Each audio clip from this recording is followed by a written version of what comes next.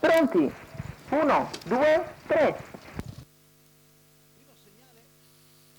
Primo segnale è subito quello valido e c'è l'errore di Cavallo numero Viterbo 2, Sky High Viterbo con Sky High squalificato. cavalli che vanno a percorrere la prima piegata e Claire Magique dalla seconda fila viene a portarsi all'avanguardia. I cavalli che si dispongono in fila indiana sono passati 200 metri di corsa, ora al passaggio di fronte alle tribune con Claire Magique e Michela Rossi all'avanguardia. In seconda posizione alla corda c'è Dayton che precede Zar Parlante, poi Corsa del Nord il penalizzato Castore Lux su First Love ML che ha preso partenza non particolarmente felice.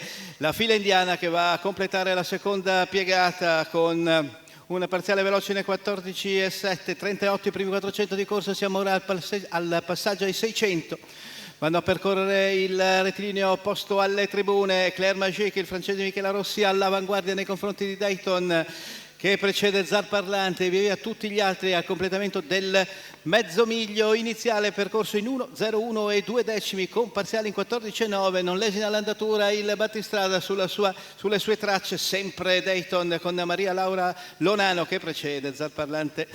Mentre siamo ora al passaggio di fronte alle tribune, il chilometro che se n'è andato in un veloce 1,16,6, passaggio di fronte alle tribune con Claire Magique, Dayton, Zar Parlante, mentre su Corsa del Nord si porta Castore Lux, ancora il numero 5 di First Love ML, con Castiglione a chiudere il gruppo. Penultima piegata, 600 metri al termine della corsa, con al comando Claire Magique che si trascina a Dayton con Zar Parlante che mantiene la terza posizione e siamo al mezzo giro conclusivo. Allunga il leader, 400 in 31 e 200 in 15 per arrivare al paletto dei 400 conclusivi. C'è sempre Dayton in scia alla battistrada e Zar Parlante in terza posizione, mentre ci prova all'esterno anche Castore Lux quando siamo all'apice della piegata conclusiva. E Claire, Dayton nelle prime posizioni, Zar Parlante in terza, all'ingresso dell'addirittura d'arrivo con Claire Magique che accusa la stanchezza, ci prova al suo interno Dayton, i due che lottano, Dayton all'interno e Claire Magique di fuori, sul palo, molto molto vicini.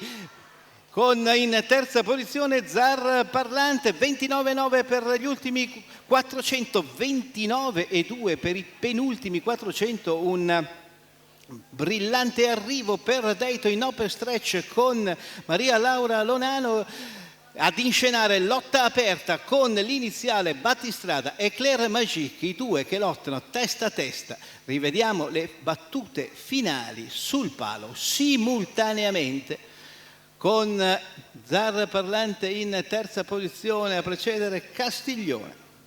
Parola al giudice d'arrivo.